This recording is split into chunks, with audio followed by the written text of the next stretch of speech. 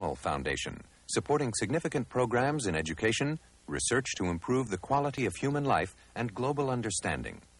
Additional funding was provided by the National Science Foundation, agencies of the United States Public Health Service, the John D. and Catherine T. MacArthur Foundation, a catalyst for change, by this station and other public television stations, and by Control Data, computer products and services for science, engineering, and business. Control Data.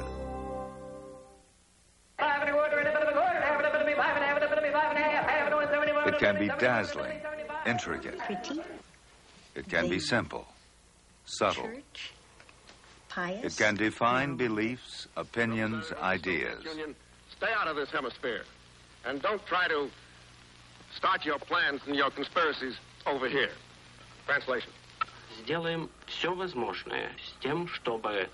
It can spread the news, transmit information. Give me the deck. Right. Earl Williams just escaped. Dale Bright. Don't know yet. While you're back. I don't know anything yet. Went over the wall. 1, 2, 3, 4, 5. It can stiffen resolve. What horrors? What crimes? Betray emotions and move nations. Die Jugend ist uns verschrieben und verfallen mit Leibesmitteln.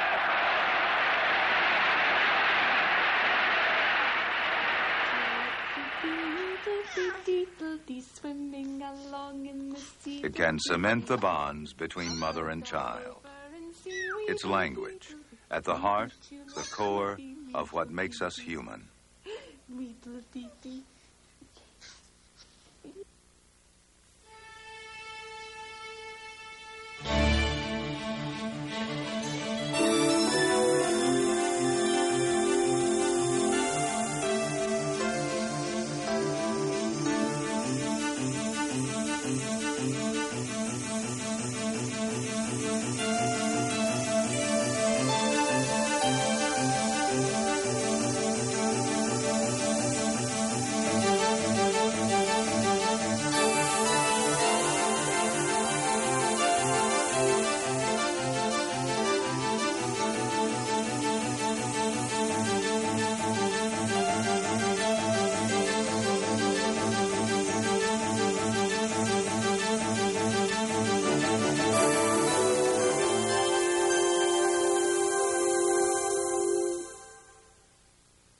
Language is the clearest evidence we have of the mind that exists within us. It's language that's primarily responsible for letting others know what we're thinking. Language that helps bring what our senses tell us to our conscious awareness. It's language that allows us to express our emotions with precision and clarity. In a sense, language is the press agent of the mind. With so much at stake, the questions language raises are crucial. Do animals communicate as we do? Or is there something unique about human language? Something that separates it from other kinds of communication? How much of language do we learn? And how much is built in at birth? If language is so vital to our ability to communicate our thoughts, does it also color the thoughts we have? Science has just begun to find answers to some of these questions, but its efforts also suggest that language is more complicated than we ever imagined, and that the human need to communicate through language is as fundamental as the existence of mind itself. All creatures are capable of communicating in ways vital to their survival. They can signal an array of perceptions and emotions. Hunger, danger, the drive to reproduce. Some animals communicate so clearly that we could almost label their calls words. In Africa, for instance, vervet monkeys use 3 separate sounds to broadcast different kinds of danger. When a young vervet hears the snake call, he looks around. When he hears the leopard call, he climbs high into the trees. And when he hears the eagle call, he scampers for cover. The calls have specific meanings, meanings that can't be confused if the animal is to survive. But do animals which produce calls like these have language? At what point does animal communication leave off and human language begin? Speak louder. Finding that point scientifically has not been easy. Early researchers thought one way was to train animals to act like us. Do this, Dickie. Do this. That's fine. Good girl. Here you are. Coco is not your ordinary gorilla. She's 13 years old and lives just south of San Francisco, and she talks through sign language. Here the gorilla was just starting to learn sign language. And by now, Coco has learned to use some 500 words. The most difficult Stringing words together logically implies that language exists. And if an animal were to actually use those words naturally, the implication would be even stronger. Jane Goodall has been considering the issue for 3 decades. She's looked for clues in chimpanzees' spontaneous behaviors. There's a very poignant story about a female chimpanzee called Lucy. She was raised from infancy in a human home, treated just like one of the family. She went to the refrigerator, took out cold snacks, poured herself a drink, watched the television, had access to magazines, her own bedroom, everything. And when she was somewhere between 10 and 13, for some reason her parents decided to send her back to Africa. She'd never seen another chimp.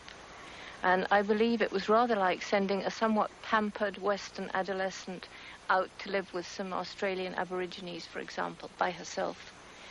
And she arrived in the Gambia. She was put in a large field enclosure with a couple of rather boisterous wild-born chimps from Burundi. And she went into deep depression, which lasted for at least 2 years, trying to avoid the approaches of these two creatures who she didn't know at all. And just around this time, she was visited by someone who had known her in the old days when she was part of a family. At that time, Lucy had been taught, I don't know, somewhere between 60 and 100 signs of the American Sign Language. And when she saw this visitor, she ran over to the wire of her enclosure, and she looked into her eyes, and she said, "Please help, out." In her desperation, Lucy was capable of using what she'd been taught. But Goodall doesn't consider this evidence at all conclusive. The question remains, how far does this primitive potential for language extend? David Premack. One way of shedding some light on what is language would be to attempt to teach it to a non-human species. In my own case, the reason for doing so was to explore the nature of the difference, of the alleged difference between our species and other species, and of course in some measure to understand the nature of language. Come on, come in. Good boy. Premack is a pioneer in research into animal communication. Good boy. He's been trying to train animals to communicate with a language of plastic symbols, a system he developed some 30 years ago. Sit up, Whiskey. Come on. Good boy. Okay? Pay attention, all right? See that? I designed a very simple language for the chimp, which didn't require that it have the basic machinery of human language. It simply required that the animal be able to learn rules. Stay. Good boy. Training always begins by attempting to name various items in the world. Take a piece of plastic out, you take an object out, and you attempt to develop an association between the two. Okay, Whisk. Wait. Okay. See this word? Which one goes with this word? Chow. Good boy. Very good. The interesting thing about learning words in the chimp, in fact, is that essentially all chimp words are learned in that fashion by directly associating the word with some object. Very good. Come on, Sarah. Someday, Whiskey may do as well as another of Premack's chimps, which was filmed by the BBC in 1969. Sarah is a student at the University of California, Santa Barbara. They're trying to teach her to reason with words. It's one of the current experiments in communicating with chimpanzees. Obviously, chimpanzees can't talk. But can Sarah read and write using characters that represent words and questions? Question mark, apple is red. Question mark, banana is yellow. Sarah knows 130 of these symbols which are magnetized. These experiments challenge the belief that man alone among the animals can reason with words. The animal was taught to both produce and comprehend simple, let's call them sentences for the sake of discussion. Sarah cut apple, Sarah wash apple, Sarah take apple, and the like. But we couldn't have gone to Sarah and said and given those sentences to her and said, tell us, what do these sentences have in common? Could you, for example, what's the subject of these several sentences? There is not the slightest suggestion that she had any such notion. The main deficiency in the chimpanzee is there is no evidence that it has any grammatical competence, that it has notions like subject, noun phrase, verb phrase, without which you cannot formulate the rules of human language.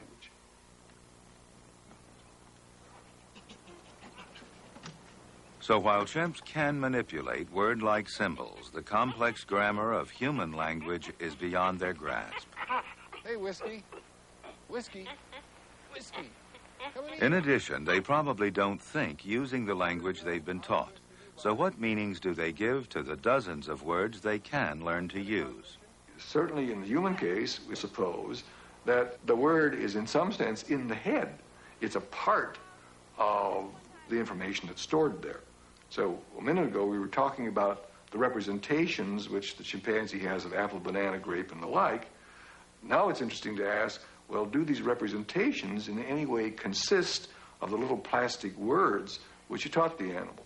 And when you ask that question, which is a much more difficult question, the evidence that we have gotten so far is completely negative. There isn't the slightest suggestion that the pieces of plastic taught the animal have in any way entered its head and become a part of the system which is used for the representation of language. That contrasts powerfully with the human case, where we have very good reason to suppose that numbers of quite interesting things are going on inside the head with the use of language. If I'm asked what I believe to have been the most significant factor in making humans the very unique creatures that they are, I would without hesitation say that it's because we have developed a spoken language, a language which enables us to leave the present behind. We can discuss the past, we can talk about the future and make plans. We can pass on information to our children because of words, and I think that this acquisition of a spoken language really could have led to these very big differences that there are in human and chimpanzee intellects. But why did language evolve in humans alone of all animals? Scientists have found evidence among fossils. With a few scant clues, they've reconstructed what early man may have looked like, using living apes and humans as models to sculpt an image layer by layer. And they've begun to speculate as well on what he might have sounded like, on how his ability to communicate must have been almost totally dependent on his ability to talk.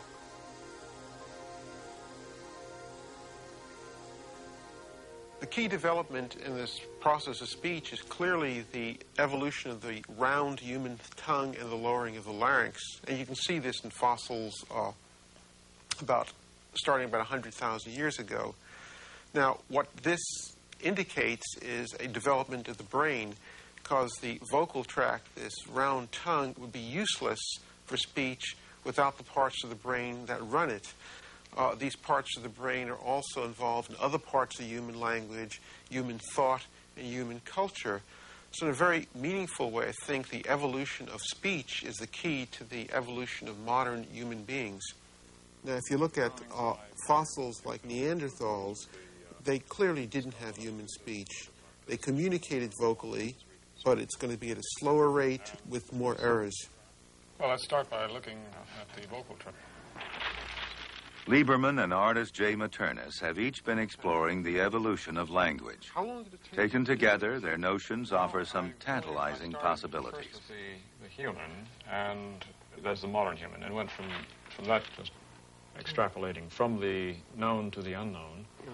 So here's this long neck on the modern human, and it's probably there just to accommodate the different kind of tongue we have.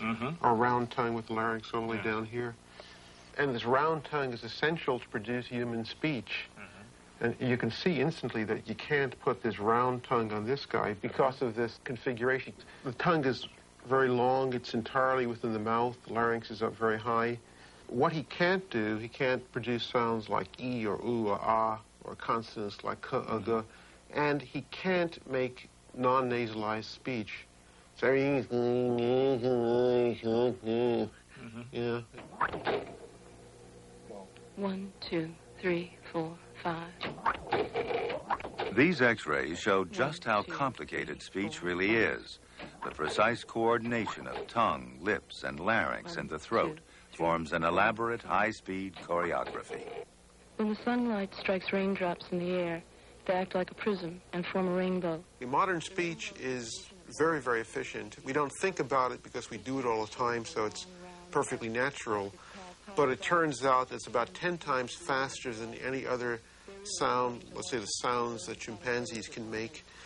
Without it, we would forget the end of a sentence before we came to it because we'd be speaking at so slow a rate. One of our ancestors, Homo erectus, may have had the beginnings of the vocal anatomy necessary for speech. This anatomy is probably linked to the development of language areas in the brain and the evolution of complex mental processes as well. The selective advantage for speech must have been one of the strongest things in human evolution because the airway that we have is really good for speech, but it's good for practically nothing else. We ended up with an airway that causes us to choke to death much more easily than any other animal. It crowds our teeth so we can die from impacted wisdom teeth. It makes it hard to breathe. And the only thing it really is good for is speech, meaning that speech's selective advantage for speech just really outweighed everything else. Once you have speech, you have a possibility for exchanging information rapidly, and in turn, by extension, human language is really the key to human thought. It's really impossible to conceive of human culture without human language. Language enters into everything. It's not only mother-infant interactions or adults talking to each other or facilitating tool use. It's everything we do. You just can't have human culture without human language. In fact, language is so central to the human mind that it emerges in everyone equipped with normal mental abilities, even when hearing is absent from birth. The man poured water on the plant, and it was a turnip. And it started to grow, and it grew, and it grew. It grew so big that he had to ask Grandma to help pull it out. So the Grandma pulled on the man, and the man onto the turnip, and she pulled him right up beside her belly. And they pulled real hard, and they couldn't do it. So they looked around, and they saw a boy. And he yelled to the boy, he said, "I need help. The turnip's stuck over there." So the man grabbed onto the turnip and pulled real hard. And the Grandma pulled the man, and the boy pulled the Grandma, and they still couldn't do it. Human languages have been forged throughout evolution in connection with speech and sound. And in fact, the very concept of language is thought to be intimately connected with sound. Until recently, there's been no other way to investigate the nature of language. But now we've taken the unusual point of departure of examining a language where the transmission system is in the hands rather than the vocal tract, and the perception is in the eyes rather than the ear. It's true, Ursula. Every time I see Dr. Ruth on TV, I think it's you. You look just like her. It's really amazing. Doesn't she look just like Dr. Belugi has become an expert in the sign languages of the deaf. And in deaf communities, she's become something of a celebrity. Maybe I should change my job. She makes a lot more money than I do. Belugi studies American Sign Language for what it can tell us about all human language. We began our studies by wanting to look at the gesturing that deaf people do among themselves in its purest form, that is separate from the language of the surrounding community. We're interested in sifting out the properties of language that are due to the mode in which language developed and the properties that are more fundamental to the human mind, that is intellect, cognitive processes. And so, for the first time, scientists are exploring the basic structure of a language that has developed as an alternative to human speech. In one experiment, Howard Poisner and a deaf colleague attached lights to the joints involved in signing.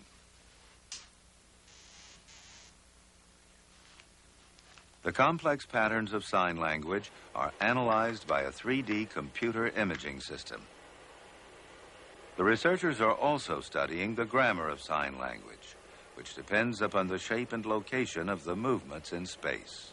Once we began to tune in to the differences in movement that mark grammatical differences, we found many of them. Some of them, for instance, change grammatical category, like the difference between a noun and a verb. For instance, a simple one would be sit and chair. When we first started, those were thought to be just the same form, but they are differentiated by movement features.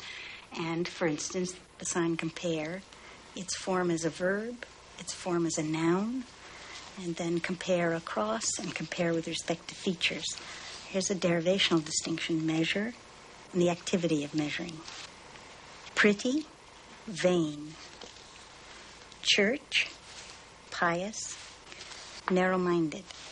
When we first began our studies, there was no indication that that American Sign Language had any aspect of what we know as grammar. And in fact, for the first several years, we didn't think so either.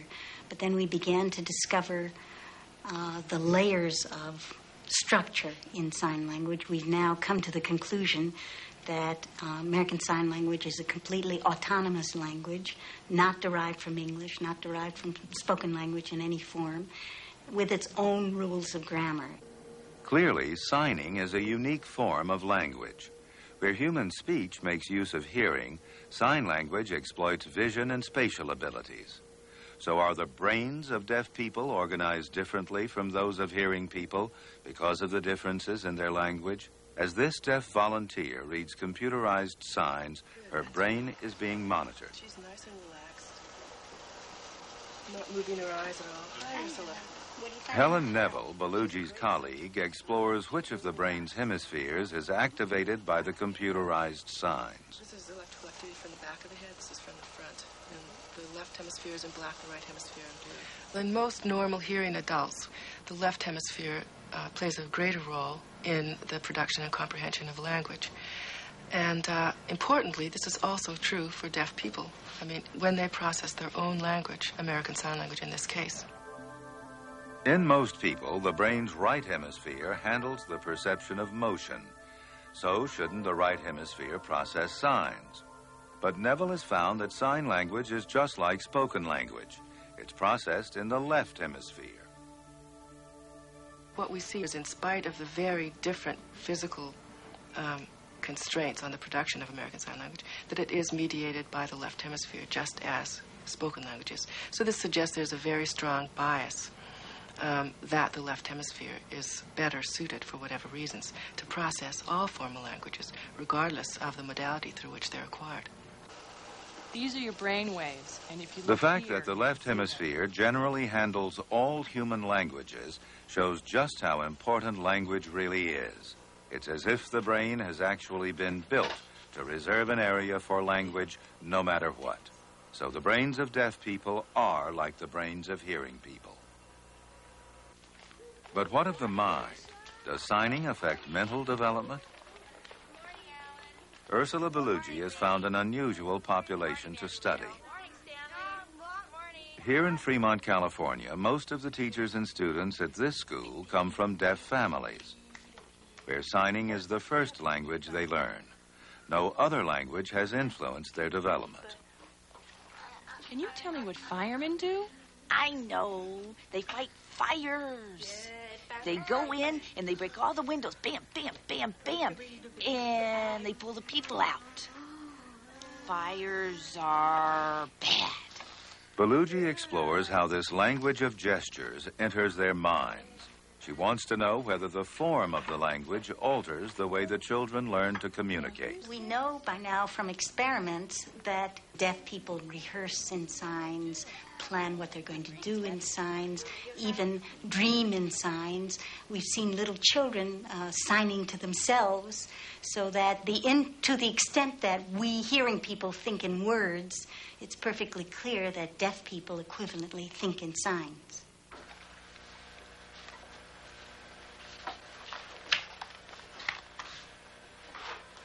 We find that deaf children, as they're acquiring the language, make just the same kinds of errors as hearing children learning English. Now, whose face is painted? It's painted face. Yes, but whose face? The face is painted. Yes, but whose? It's just painted. Take something as simple as pronouns.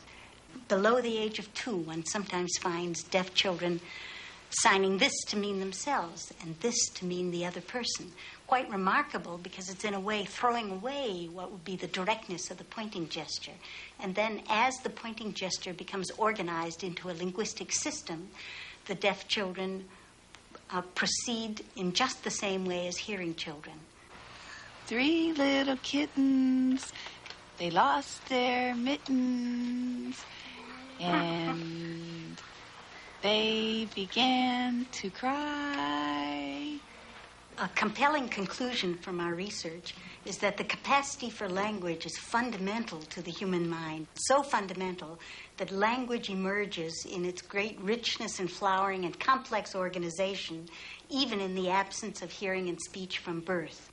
Star is bright in the sky. Man perfects an alternate system to give explicit expression to ideas. Expressing ideas is so important that we embellish language whenever we can. When we're face to face, we go beyond words to convey what we mean.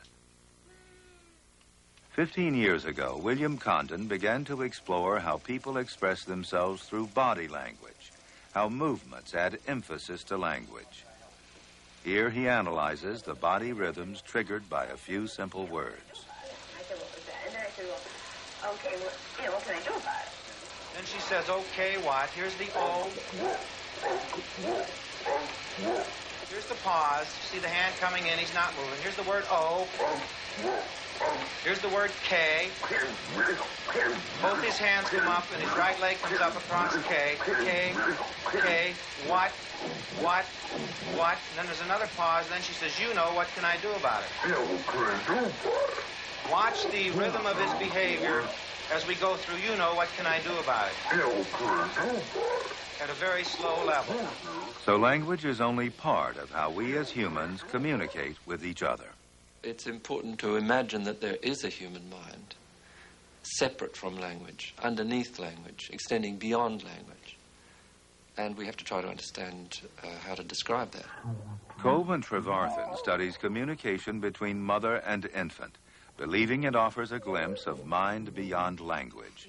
The rhythmic give and take shows language on the drawing board. The foundations of speech and conversational behavior are present from birth. So you really are studying language, studying some of the forms of communication that will be incorporated into language, even though it hasn't been turned into speech yet.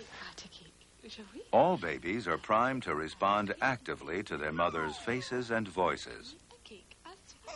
Trevarthen has found that a mother's movements complement every action of her baby. Together, they enter a kind of dance, a controlled interplay of gestures, movements that underlie true human conversation. The mother has the feeling she's with a person, and she behaves as if she's trying to get contact. And mothers, without knowing how they do it, can move into a form of human behavior which is perfectly matched to what the baby requires. And it's a joint enterprise.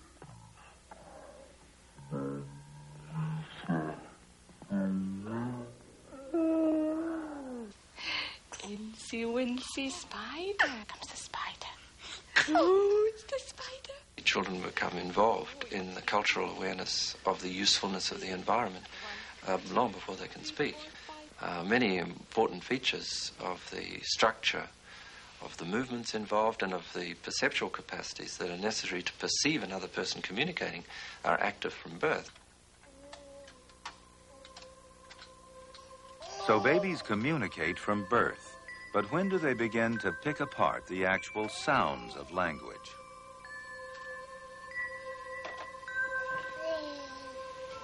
There's no doubt that very early in life, babies will begin to produce sounds that we will all declare resemble the properties of human speech. And so it's quite natural to begin to investigate their perception of sound.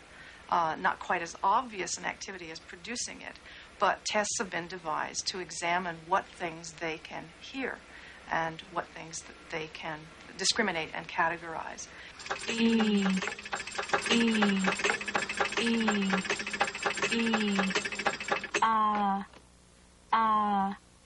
Can a baby as young as 6 months old hear the difference between two vowels? This baby is trained to look for the toy when the sound changes. She's being distracted, so she'll turn only when she hears the difference in sounds. The key question, will she turn before the toy lights up?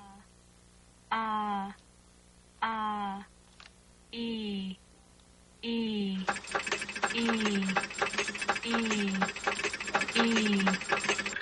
Great baby. Once babies are trained on a particular talker's voice, that training generalizes to the voices of different people. Now different voices are making the vowel sounds. Will this baby still be able to hear the change?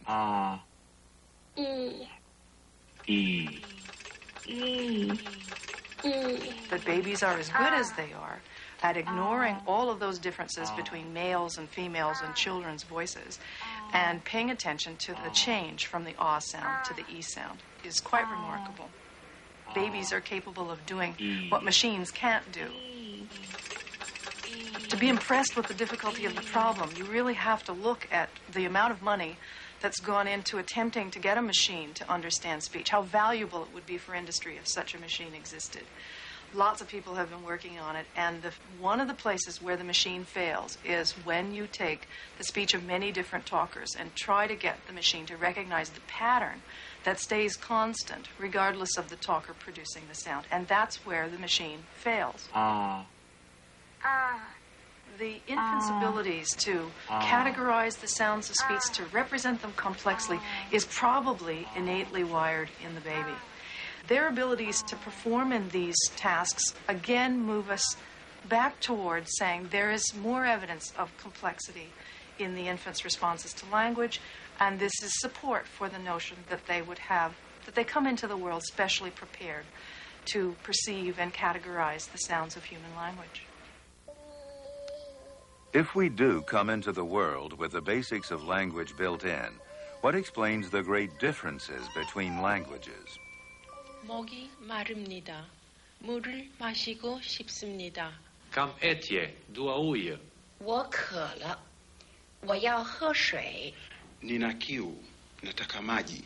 मैं प्यासा हूँ, मुझे पानी चाहिए. I am thirsty.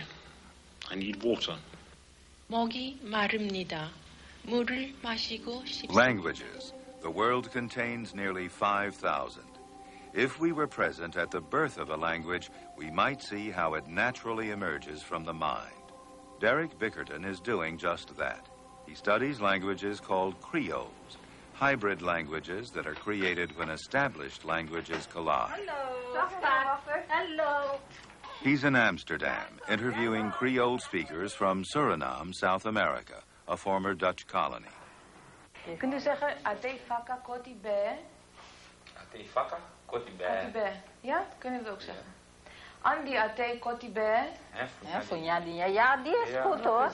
Mikedimi. Funyadi.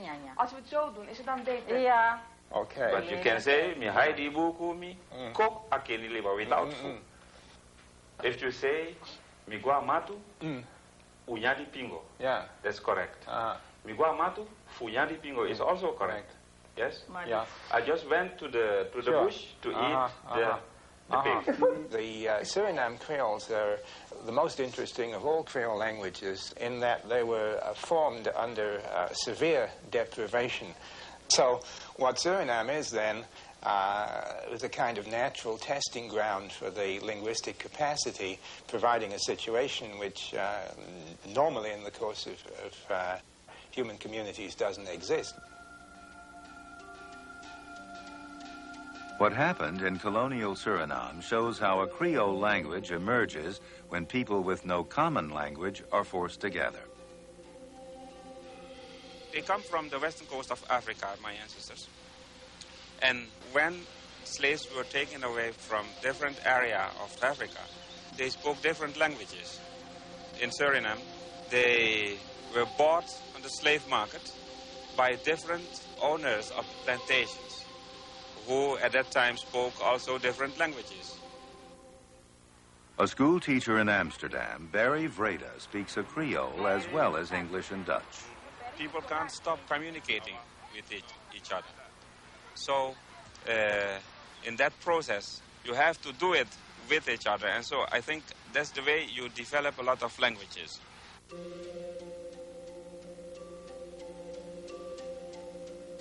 Living conditions in Suriname were harsh, and many slaves ran away to form their own communities. But they shared no common language.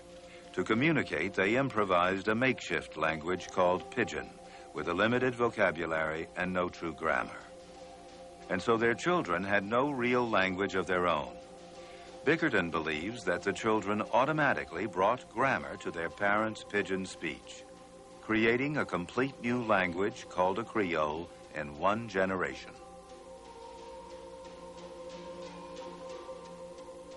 The adults who make the Pidgin are not able to provide it with any structure. They're past the critical age at which syntax develops. The children, however, are not.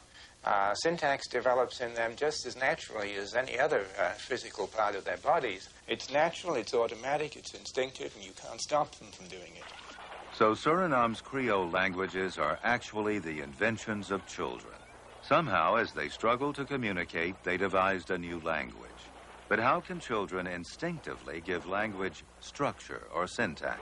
I think that the only explanation you can have for the way syntax works is that somehow this is built into the hard wiring of the neural circuits in the brain. So it may be that the very structure of language is programmed into the brain. Food, gum, eraser, food, your oven, boat, bell. If language is somehow built into the brain, it should be possible to explore how it's processed. Today, we can actually watch the brain at work as it deals with the basic building blocks of language, words. Bell. I think it's important to understand the process of language, which I think is inherently interesting in understanding how the brain works. It's one of the things that characterizes us as humans. And I think to understand that leads us a long ways to understanding how the brain works in a more general sense. Are you comfortable in the chair the way you are now? Pretty much. Rakel's team uses a PET scanner to examine the brain areas involved with language. Harmless amounts of radioactive material are given intravenously to Patty Crippen, a volunteer. The brain areas that are activated when she uses words will absorb the radioactivity. Patty, this will be fairly warm going on. Okay. The thing that had to be developed was an experiment that simplified the whole process. This will help to hold your head still. And in our particular case, we decided to look at the processing of a single word.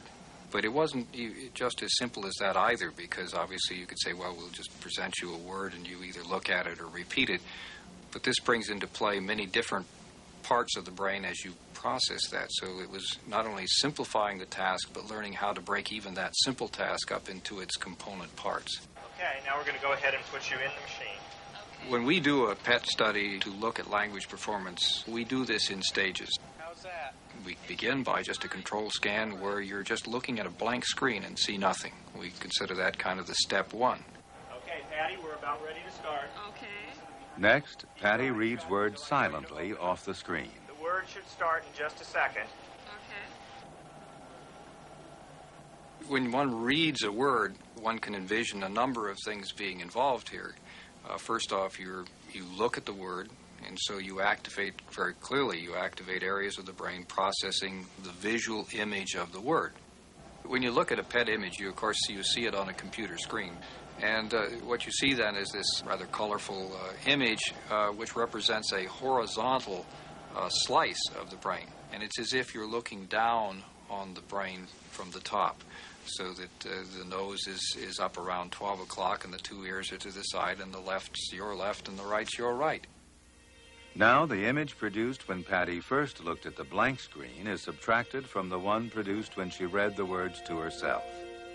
The result pinpoints areas that were active only when she was reading.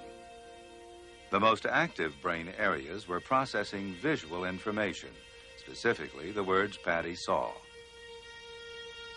Visual words. Patty? Okay, that was very good.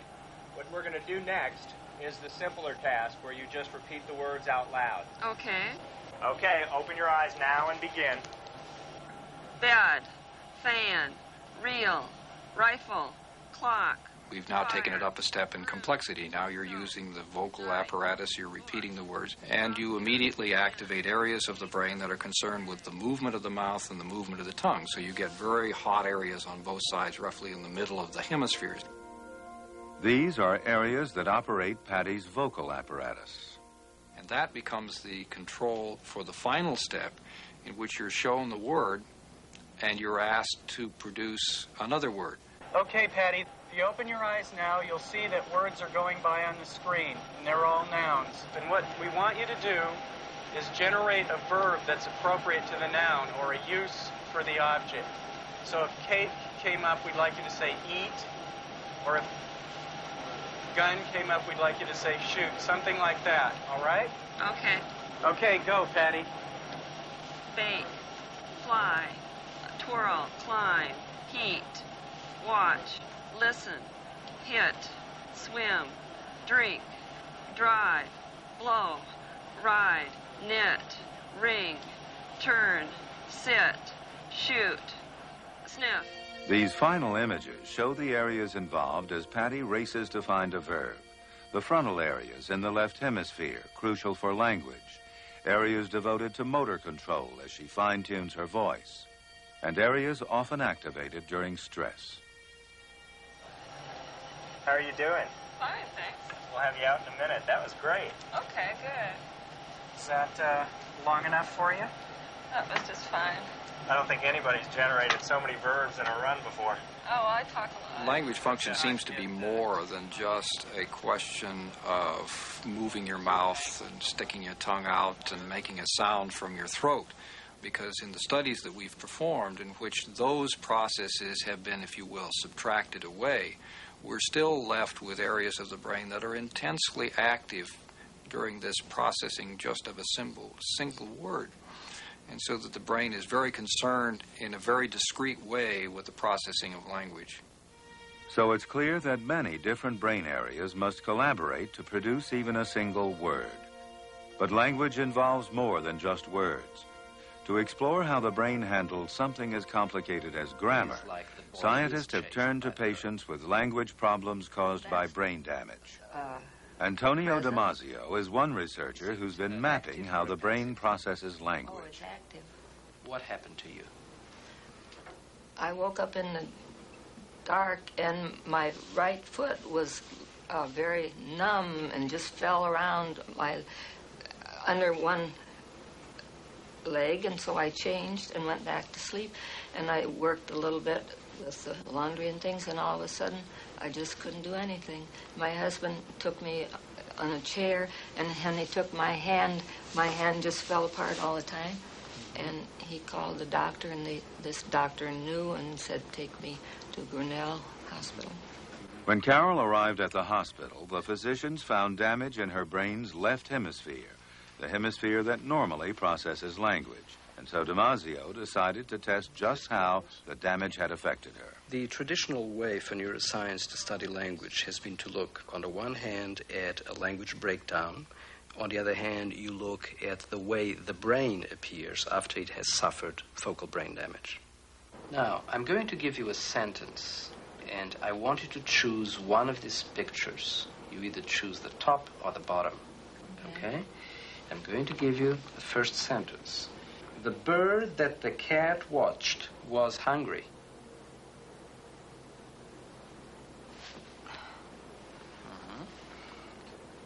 Do you think that's the right one? That's the cat, and that's the squirrel. Okay, very good. I don't know what I said. What these patients are unable to do is to sort out who does what to whom in the sentence. When you say, the bird that the cat watched was hungry, these patients have great trouble in deciding who was hungry. What was the sentence I said? Do you still remember it? I remember the bird first, see? The bird first. And that's okay. the one I started watching. And then there was some other animal. The cat was hungry about the bird. Okay. He would like to eat the bird. Right. And so they will be derailed by the sentence that contains the cat, and they will actually, in the picture, point to the cat. And I made a mistake.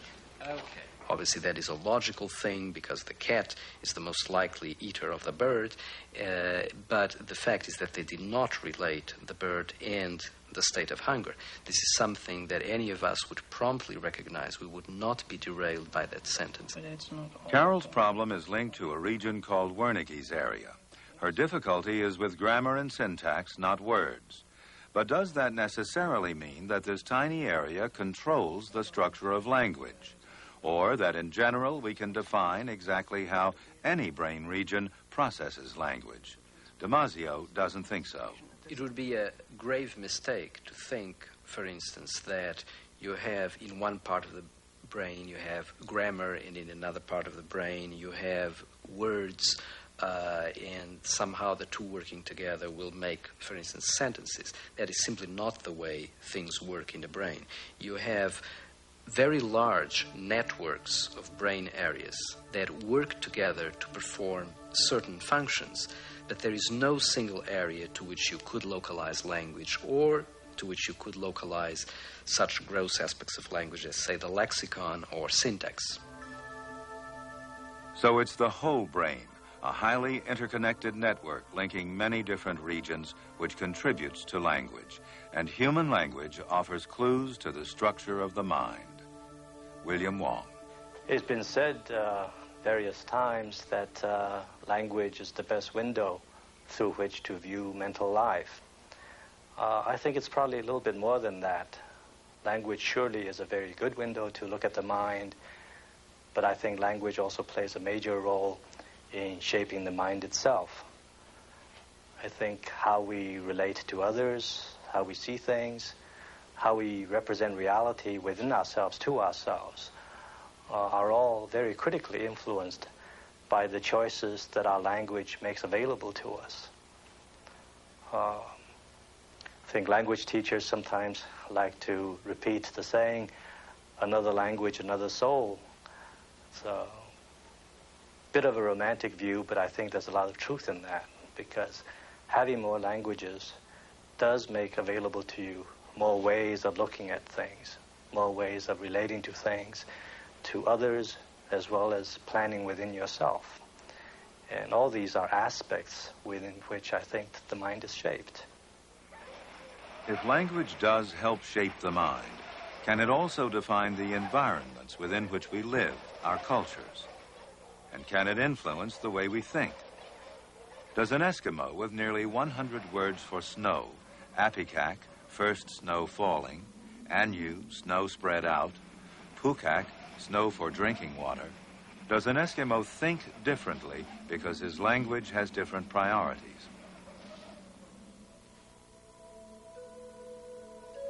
In the 1930s, while studying the culture of the Hopi Indians in the American Southwest, Benjamin Whorf came to believe just that.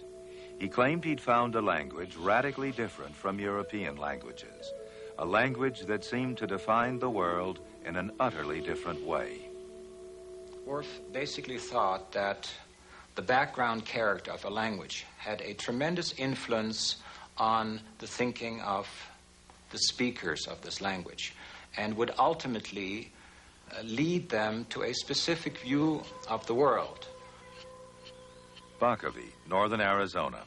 The Hopi Indians still live here, and many continue to carry on the practices passed down through generations, traditions that seem to have endured forever. Our language is the language of the plants and the animals and the rocks and the wind and the birds. The only thing that we can base our own knowledge and thought on would be on our language, because our language itself is just a living entity like that growing out of the earth. That it's basically a reflection of the natural phenomena with the natural world around us. Being able to understand and speak the Hopi language is a very integral part of being Hopi.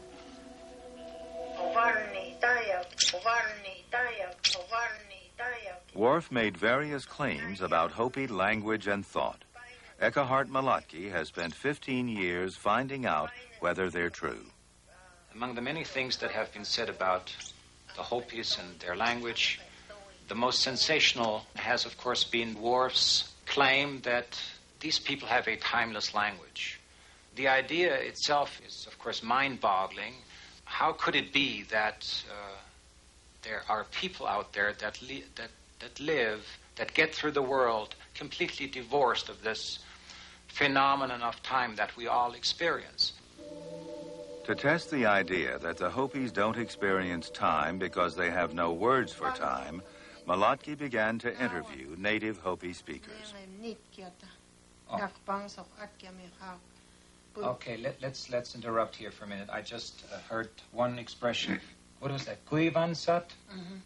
Kuivansat. Kuivansat. Kuivato is the word. You go and pray to the sun with cornmeal, and that's why Kuivansat then means the time when you do this? Yes. The sun, barely sunrise. They are living with time in every point of their lives, but not necessarily, of course, in the way we perceive time today. Before the encounter with the white man, there had never been a need for naming hour or minutes or second. In Hopi society, time is probably experienced as a more organic or natural phenomenon. So the Hopi language does possess words and grammar for time, but the Hopi concept of time naturally springs from the environment, with its barely perceptible seasons, slow movement of the sun across the sky, rhythms of planting, of a culture that lives from harvest to harvest. Like all languages, the Hopi language holds a mirror to the world its speakers live in. In my view, language is a coping mechanism that helps us to classify, to categorize what is out there. And we will categorize, of course, according to our specific interests, our specific concerns. People are not different because of their language. They're different because of their experience in this world and whatever became important to them. In that sense, we find a tremendous variety of cultures and languages, but deep down we're all the same. And it couldn't be otherwise.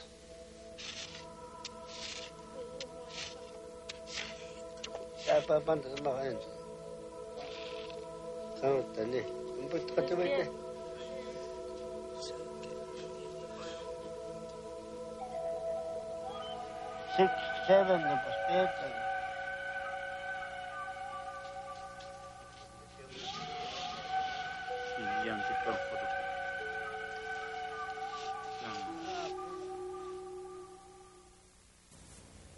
Benjamin Whorf's notion that language molds our thoughts, our minds, is seductive. And though he was wrong about the Hopi language in particular, that doesn't necessarily mean he was wrong about language and thinking in general. But most people searching for the link between language and mind think Worf's question is the wrong one to ask. Maybe our minds are, in part, molded by language. Maybe language merely reflects the workings of brain and mind. Or maybe it's all in how we look at it. For brain and mind, like biology and psychology, form a continuum, an unbroken line that sometimes may be almost impossible to tease apart.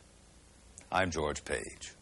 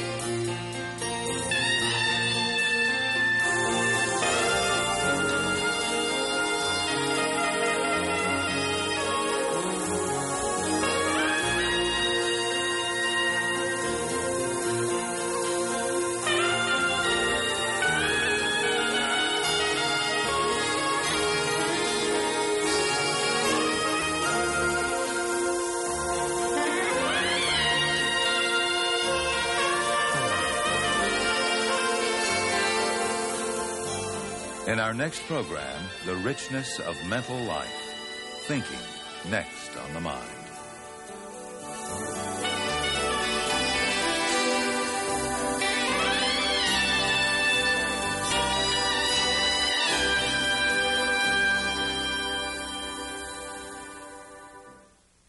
Major funding for this program was provided by the James S. McDonnell Foundation, supporting significant programs in education, research to improve the quality of human life, and global understanding. Additional funding was provided by the National Science Foundation, agencies of the United States Public Health Service, the John D. and Catherine T. MacArthur Foundation, a catalyst for change, by this station and other public television stations, and by Control Data, computer products and services for science, engineering, and business. Control Data. Dr. Richard Restak has written a companion book to The Mind, published by Bantam Books. It is available in bookstores and libraries.